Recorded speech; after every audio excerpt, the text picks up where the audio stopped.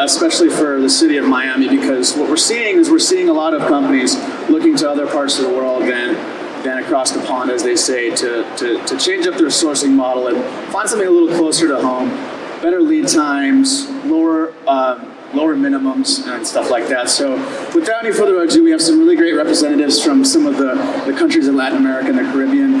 So I'm just going to introduce our panelists one by one. We'll kind of get up here. This is going to be a very casual, impromptu type of panel discussion, and we encourage questions from the audience as they may count. So please feel free to engage with us up here. Okay, so first we have Lucia Palacios. She's the director of Vestex Guatemala, and their booth is right over here. Next we have Alicia Belaunde. Did I say it right that time? Yes. All right. CEO of Apparel Textile. Next we have Tessa. I don't want to mispronounce your last name. Jacques. It's French. Jacques? Yeah. Okay. Forget the rest. Just gonna forget the rest. Okay. She's the director general for the Center for Facilitation of Investments for Haiti. And then next we have Catalina Sanchez, textile and apparel representative from ProColombia. There was another last-minute addition. Let me move my podium here. I just realized I am covering you. Another second rep from ProColombia. This is Gloria Restrepo, excuse me. Yeah. I'm half Latin and I am butchering these names. I really apologize for that. And she is the Trade and Tourism Advisor for ProColombia. So let's welcome our panelists. Okay, so first I just want to go down the line and we're just going to have each one of you go over just a brief overview of your organization, or at least in your case, you're a manufacturer, but you also know a lot about sourcing in Peru. So kind of just give us a brief overview of your region and what your organization does. So we'll go ahead and start over here. So we are from ProColombia. ProColombia is a government entity, non-profit, and we promote Colombia's products, services, investment, and tourism in the international market. We have 28 offices around the world in order to contact directly with the buyers, and we have 9 offices in Colombia in order to find the correct and the sourcing forms that you really need. Would you like to add? I know you guys are from the same organization, so. I just want to say that I work here in Miami. I cover the southeast area. You have an office here in Miami Catalina, for the United States. There we go, just a little closer to your mouth there. That's it. Thank you. Okay. Tessa? So, like you said, I'm the Director General of the Center for Facilitation of Investments in Haiti, which is basically the country's investment promotion agency. We work in the attraction of foreign direct investment into the country, and we're also a facilitator on the grounds. So basically, somewhat similar to what other investment promotion agencies do around the world.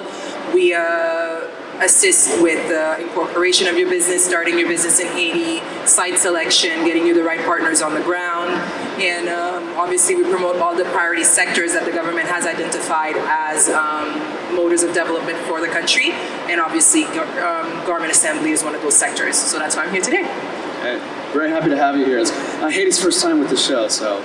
It is our first time at the one in Miami. We've participated before at Apparel Textile Sourcing, but for Miami, this is the first for us. And we're super excited to be here because seeing the proximity first and foremost, and a lot of the containers that ship from Haiti come directly to Miami. So obviously it's a 2-day shipping. It made sense for us to be here today. Well, we're happy to have you, and that's going to be a very important talking point we're going to get into later is the distance, the shorter lead time. So, okay, Alicia? Hi everyone, I am here representing Apparel Textile, which is one of the manufacturing companies that you can find out of our country. As you might know, Peru is well famous in the textile business with a lot of experience in that area. Many brands and well-known names have worked and are working already with us due to the quality of our fibers. We have to underline that we have a great quality of cotton, which is something that is like the gold out of the textiles, and also other type of fibers such alpaca, vicuña, blends. I mean, it's a long list, but if you go to Peru, you have another type of sourcing with us. You can find full package production, which is one of the most important parts Peru can offer you from zero to, I mean, you can go there and just throw your tech bags and get shipment ready to go. Adding up that Peru has a free trade agreement with the US, so whenever you bring goods to the US, you are talking about paying zero duty, which is very attractive. And people tend to compare us with Asia or other countries that might have cheaper workmanship or fibers, but I advise all my clients or prospectives to go and make numbers, because having the zero duty versus the percentage that you pay whenever you go to Asia or other countries, having the proximity of distance between US and Peru, working at the same times, I mean around the same working hours, might give you a lot of advantages to go to our country. Thank you. Thank you. Lucia? Hi, good afternoon. I'm here representing the Apparel and Textile Association of Guatemala. We promote nationally and internationally this important sector, which is the first one in our country. I'm happy to be here. Thank you. All right, so I guess, well, the topic of the seminar is, what incentives, let's say I'm a brand, right? Let's say I'm a small to medium-sized brand based here in Miami. I've been doing the bulk of my sourcing and production in places like Bangladesh or maybe China, which is obviously something you would probably start reconsidering, especially given the current global climate and the trade, the tariffs that are going on. So, we're gonna go down the line. What incentives do I have to start sourcing in your countries? So, well, as Fred said, we have also the duty free. I just want to remind everyone to help you out. Okay, I we got have hold of the my duty kind of free. close. There we go. We have duty free also. We have the same time zone, so it's very easy for you to go and to connect with us. And we have a lot of innovation now. We have now the biggest companies in Colombia is the biggest company in Colombia is Lafayette, that is here, and you can visit them. So we have a lot of innovation, fabrics with protection, with coffee, that oatmeal that protects your body. So we have a lot of that, and then we are very flexible in the lead times. So it's a very good option to come and visit us. I would like to add for Colombia that we as Pro Colombia, we provide all the help that you need. We don't charge for the services, so you are able to find the right source in Colombia according to your size, according to the price, the target price that you have, and of course the other advantages like the free trade zones or the free trade agreements or the certification that we do have, and all the other advantages in terms of geographical location, expertise with the US clients, with European clients, Asian clients. So Colombia has been leading many sectors in terms of textiles and apparel, and that's part of the advantages that we can offer. And that's a really good point, because I think there's a misnomer, and let me know if you guys agree with this, that in order to start sourcing in another country, there's an education gap between, how do I get started? I think that's the biggest hurdle a lot of smaller companies especially are having. And like you just said, your services are free. All they need to do is give you a call, right? And that's the same for every one of our trade organizations up here. And through, I'm assuming. What is the trade organization for Peru again? The trade organization for Peru. From Peru, Yeah. Okay. so they can go there. And again, open resources. It's a phone call away, and I don't know how many here have visited the Peru or the Guatemala booth today, or at the show. Yeah, not too scary, huh? No. Yeah, very nice ladies, easy to talk to. Okay, Tess. So basically, Haiti has a track record. We were in the industry for a long time. Some people that have been in the field will remember Haiti for manufacturing baseball balls once upon a time. However, so things did decline at some point, and Haiti's definitely back in force. We're talking about 56,000 workers currently employed in the sector. We've seen a trend, obviously, of a lot of brands wanting to near source. So basically, shorter shipping times. There's definitely a great impact. Job creation is very important for the Haitian government, which is one of the reasons why this sector is considered priority. Which means we've invested not only in industrial parks, we've given great advantages for private sector to develop free trade zones. So that's really that these are great incentives and perks that somebody would have to set up, not just come and have to buy land and build their factory. They can actually, there's available shacks available for that, sheds, sorry. And then there's also the fact that just like other countries, we do beneficiate from free trade agreement, duty-free entry to the US market. However, with hope and help legislations, what is very interesting for Haiti is that the rules of origin are practically none. So basically, garments that is assembled in Haiti enters duty-free in the US, and that's regardless of where the yarn was spun and everything. And we also beneficiate from other trade agreements like CBTPA, which is the Caribbean Basin Trade Partnership Act, which other countries in the region also beneficiate from, but that has rules of origin that are a little bit more specific. The yarn needs to come from the US. However, Hope and Help just gives you that great advantage that a lot of other countries in the region don't have. So that's definitely a perk. And the government also grants you other types of incentives. We're talking about up to 15 years sometimes of tax holidays. So there's we've put a lot of weight into getting this sector to take off, and you can definitely see it growing. We're talking about $926 million of export last year. So, and we're expecting to hit the billion mark this year. So that's quite an increase. Yeah, and one thing we're hearing here as a common thing between each country is that they're trying to make trade easier. They're promoting business and production in their regions, which means ease of use for the small business owner, shorter lead times. Has anybody done business overseas with a big time difference? It's kind of frustrating sometimes when you're waiting for an email response and maybe you're drowned out in you know what I mean? So that's definitely a huge incentive. Okay. Alicia, same question. What are the biggest incentives for sourcing in Peru?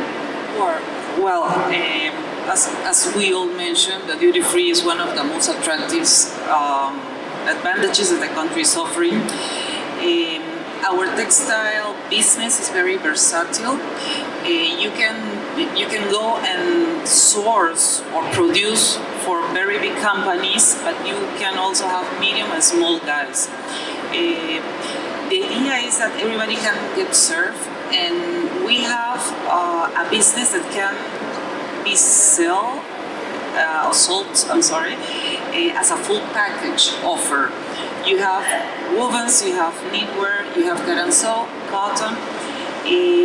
Something that I keep saying to all my clients is think that Peru is a third world country and we're growing like crazy. Coming from a third world country give you the ability to create more because of the need of doing it. So in some cases people come and say, are you able to do this technique? Are you able to run it? We always try to do it. We try to, even though it's not the exact technique, we have many options that are explored in our business that can give you amazing results. And we also have a lot of support from the government. Peru Moda is one of the itinerary groups that goes supported by from Peru. that is taking us to many regions to offer the Peru offer, even though it's repeating it. In our country, you can find all the industrial, but also handmade work still on. In but even though we are a small country, it's smaller than comparing us with others, it's very formal. So you're sure that we are following details that company or big companies is wanting to have well-paid employees, following all the rules in the country, the sustainability. Sorry for the accent and the pronunciation, but sustainability is well observed. Whenever we go to, for example, dining houses, you see how the water is treated, trying to be friendly with the environment, and there's a huge movement over there watching every step of the way. As I told you, the government is supporting us, but it's also controlling us. So you know that you are in a good country to work with. And also we are beginning to open up some other options. Like in our company, we're offering consulting and flexibility for new designers, startups, so they can go to the country, work with us, give them like the correct guidance to see what they can source out of Peru and can be allocated in the appropriate place. I'm sure that if you visit the both of Peru Moda or Gaipo, Apparel Textile, you will find what is suitable for you, or at least you have another option to compare with what is on the show, which is good. Very good. Thank you.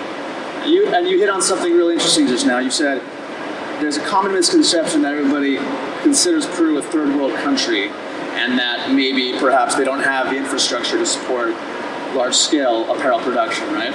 And I think that's a common misconception in a lot of areas, because a lot of the attendees I speak to, and especially having spoken with representatives from ProColombia and all these other organizations, is that, like you said, there is government investment, right? There's money flowing to these sectors, and they're trying to promote the trade and build the industry. So the idea that there's a lack of resources or a lack of infrastructure for apparel production in these areas of the world, Latin America and the Caribbean, is just completely false.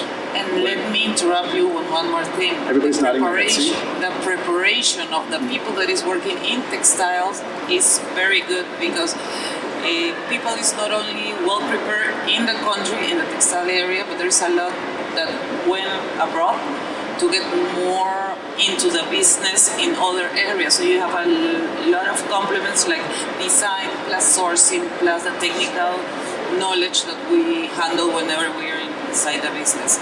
And that guidance, and I always remark it, is very important, because if you want to go and just, I want to do my line, okay, be able, and I was listening to Mercedes yesterday talk, and make sure that you can sell, duplicate, and satisfy your clients.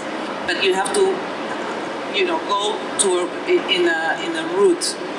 And Peru has the technical support that can give you that route to have the correct patterns, the correct bodies, the correct fabric that goes with it. It's like an education. You have to educate your client to grow it, to make it grow with you, because we want the clients to stay with us. Not only go and place one order and please, and I got this contract for 50,000 pieces, we're fine, and then he's gone because he's not happy. Yeah. Thank you. And I don't know if anybody was here for Ram Sereen's seminar closing out the day yesterday, but he said something very important. He said, focus on what you do, and what you do is produce whatever products you're producing, whether it's t-shirts, swimwear, whatever. The operational and logistical and other services that it takes to get from concept to consumer, every one of these trade organizations and every one of these countries have representatives can help you through that. You don't need to reinvent the wheel, so that's kind of the message here. And be honest. Because sometimes they come to look for something that you cannot offer. Yeah. You have to be up straight. You cannot waste someone else's time saying that I'm going to try to reach your target. I'm going to try to, be honest. And you as a consumer client, do not try to, we call it in Spanish, in Peru, Callao is a very small we call it department city. It's like, don't try to put, I don't know, Brazil inside Peru. I mean, go with the correct size. Yeah, don't push it because it will work. All will work and you will have good results. Very well said.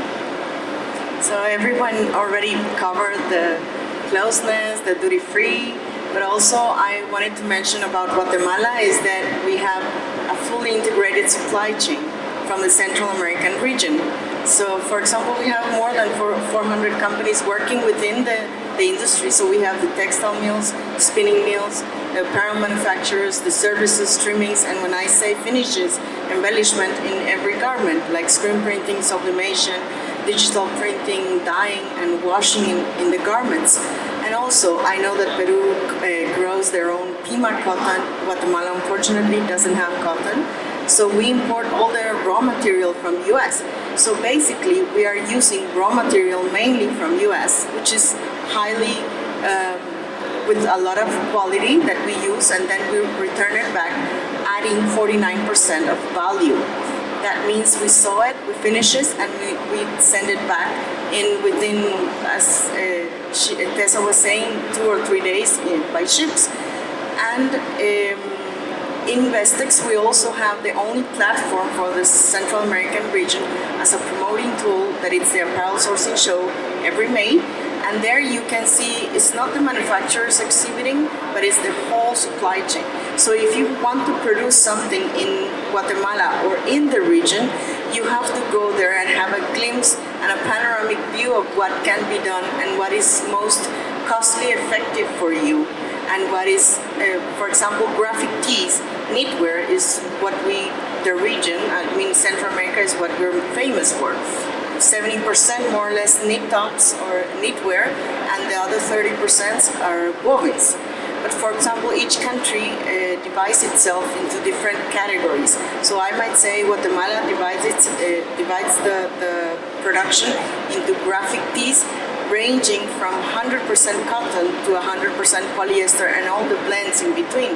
We are very productive, and we have skilled people. We come from that, with the handcrafted, and we are very skilled on our hands. That's why the productivity in Guatemala is pretty high. Fantastic. And all the rest. The quality's there, the lead times are there, the trade incentives are there, the information's there. All you gotta do is give them a call. So you said a little bit overview of the product categories that Guatemala specializes in. Let's go down the line back this way and just briefly go over what product categories and what textiles your region specializes in. So Alicia, let's go ahead and start with you to come back this way. I mean, it's open. In Peru, you just need to find the correct meal for the type of garment you would like. Babies or kids is a very hot item because of the Pima cotton, but women, multi-style collections, fashionable. Due to the fact that we have a lot of blends and fabric structures, it's very common to have mixes, but it's just to find the right place, the right source. And as I told you, be honest. I can do it, I cannot, please. And let the rest work a bit. Oh, and by the way, you can do a lot with cotton, and there's a lot of cotton in Latin America. So, Tessa, please. Definitely Haiti's known for knitwear and wovens as well, mostly. Activewear is generally what we're known for, and we're seeing a higher needle come in play these days. So we're graduating from not only the basic t-shirt, but to garments like Lululemon, or so that we're definitely seeing a higher needle come into play in Haiti. But there's also, obviously, on smaller productions, we have a lot of craftsmanship. Like if you visit the booth, you'll see things that we've done that our artisans have made with cotton or other type of fabric blends. So we don't have mills in Haiti either. We import all our raw materials. So it's just a matter of finding the right partner to be able to do what you want. Fantastic. Well, Carolina? Colombia is very, very well known but for shapewear, of course, swimwear, jeans, and sportswear too. And we are very well known now because of the handmade with artisans, and now we are working with them. We're connecting designers with artisans to work together and to have a win-win situation. So that's, I think, the most, no. I would like to add that apart from those categories, which are the number one for us as a country, we do have the talent. Actually, some of the well-known brands around the world, they do have Colombian talent behind as the creative team. So it's not only for manufacturing the goods, as Catalina said, swimwear, shapewear, jeans, underwear, but also the talent behind the creation and the design of the product. And I want to add something I forgot. We're having the swim week coming in July, and we will have more than 30 brands all over the fairs. Cabana, swim show, hammock, and we're gonna have all of them in one place one day, the 12th of July. If you are interested, you can let us know, because it's very rare to have all of the Colombian brands just in one place for you guys to know them and to know what's going on there and what are we doing. So there's going to be some, well, swimwear, of course, but we're very good now in resort, accessories, and shoes. So we're gonna be there, so you're welcome to find me and just let me know if you want to be there, because it's going to be great. So Great. And I just wanted to emphasize how valuable a resource it is to have these trade organizations and these country representatives at this show. This is a sourcing show. We don't have a lot of booths out, right, compared to some other ones, but we have valuable resources where you can find, if you have any of these product categories and you produce in these product categories, these are the people you need to talk to find out if sourcing in Latin America or in the Caribbean makes more sense to your operation, especially here in Miami, and see if it can actually cut into your bottom line, you know? So it's worth taking a look. And sorry, go ahead. I love your invitation, actually, because I cover the Caribbean countries, and I'm aware of the talent that you do have there.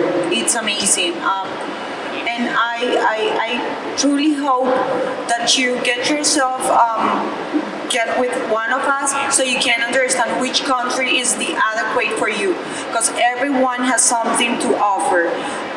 Colombia is well known for certain things, Haiti is for others, Peru for others, Guatemala. So it's important for you to source in the right place. All right.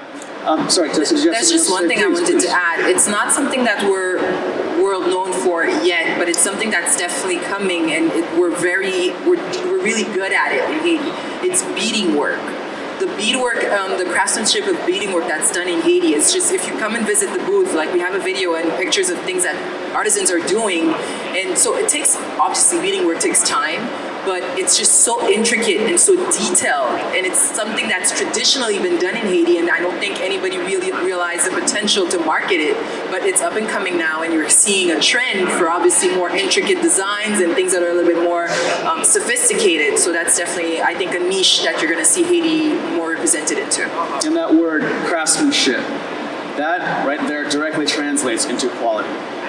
So if you're worried about a quality issue when it comes to sourcing in these areas, that's not something we have to worry about. Okay. I do want to leave it open for some time for some questions. So Chase, if you can go ahead and take that.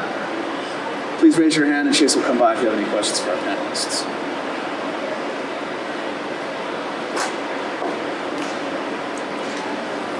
Hi. It's so interesting to have you all of you here. I'm a designer. I design accessories, and I've been working with a few of your countries like Guatemala and Colombia. And I just wanted to know, for each of you, how can you really commit with the timing? Because that's another thing that's super important for us. Like, I know the quality is amazing and the capacity to create incredible pieces is always there, but the timing when you work with a country like US is super important too. I would say about timing, it would depend if you have everything ready with the factory. Communication is basic, and as we are almost in the same schedule, our main market is the US, so our English is pretty fluent. Once you have the fabric, you have almost everything. I don't know how you have worked with each factory, it will depend on your communication and relationship with them, but usually everything starts up when you have the fabric, because fabric production takes around a month or so, and then when you have the fabric already, the sewing takes less time, and depending on the finishes as well. Screen printing or sublimation is nothing on time. So it will depend always on the fabric. If you want shorter lead times on replenishment, you have to have your fabric already on stock. If you have it on stock, then your replenishment would be 2 or 3 weeks tops. In Guatemala, for example. I'd like to add to what Lucia said. Communication, obviously, between, because it's B2B at that point, between you and the manufacturer that's working for you is key. And one of the things I think you need to keep in track is the track record of the factory. And when you deal with manufacturers associations, it makes it a little bit better, because obviously they try to educate their factories, they try to educate their people on how timing is important, because obviously when you're dealing with North American markets, or if I could call Western markets, timing is of the essence. So there's no excuse for delays. So I think dealing with manufacturers associations, going through government associations that can actually direct you to the right partner is definitely something that I think can help. Okay, do we have any more questions? Right back there. Oh, I'm sorry. Yeah. Please, go ahead. Real quick, thank you so much for the information. It's very helpful. I've seen you guys' booths, but the two ladies at the end, I'm sorry I came late. What organizations are you with, and do you have a booth here? Well, we are from Pro Colombia. We don't have a booth here. We have some of our Colombian brands, companies in some booths. If you want, we can go visit them, and we can talk later to you. Thank you. Yeah. We had one back here. Yeah.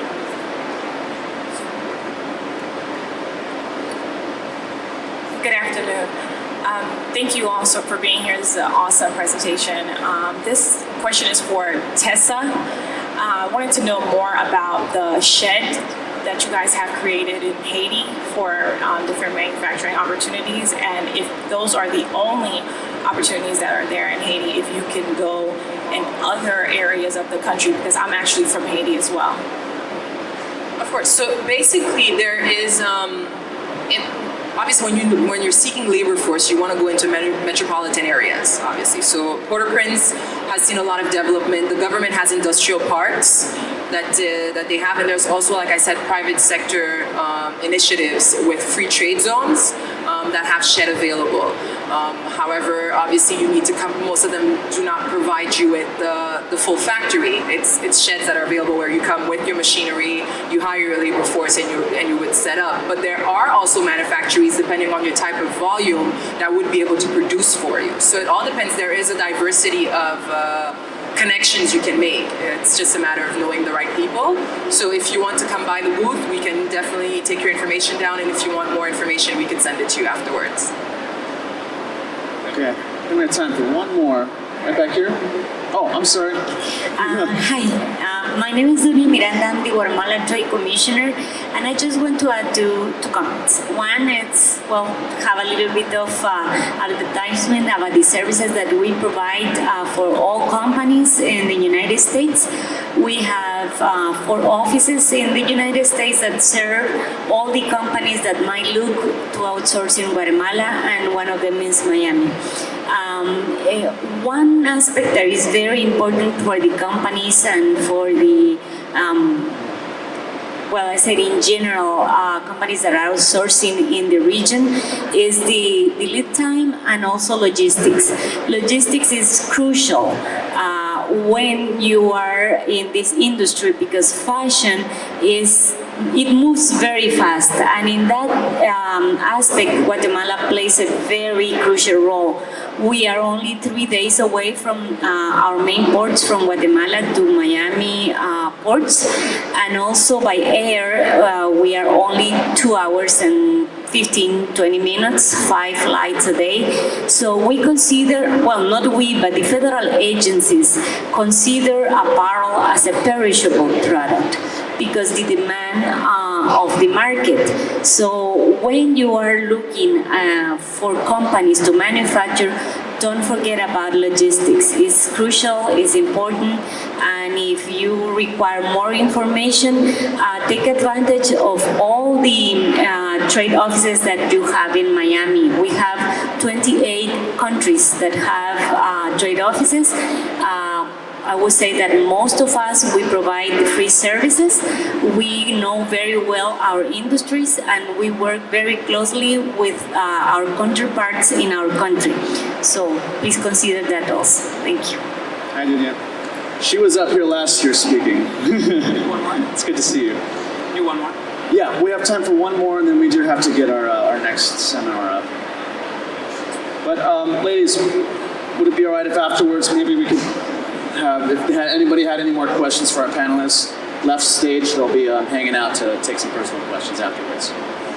So hi, I'm looking for hemp production, like to grow hemp in a country. Sorry, my English is, and I'm looking for like incentives that can help me. So if you have any suggestion. I'll speak on behalf of Haiti since I'm a government entity. So there is no current regulation as to hemp production in Haiti, but it is something that is definitely on the table. Agriculture is a big sector also for us. I mean, Haiti has been known in the past for its agricultural production. So we're definitely looking into it. I'd be happy to exchange information with you and be able to keep you informed as to the progression of things, because it's not illegal, but it's not legal yet either. So it's just a little bit unclear for the moment, and we're looking to go down the path of actually making it legal. Okay, that's all the time we have for this panel. Can we give a big round of applause for our panelists? Thank you very much. And they will be right over here to take some more questions.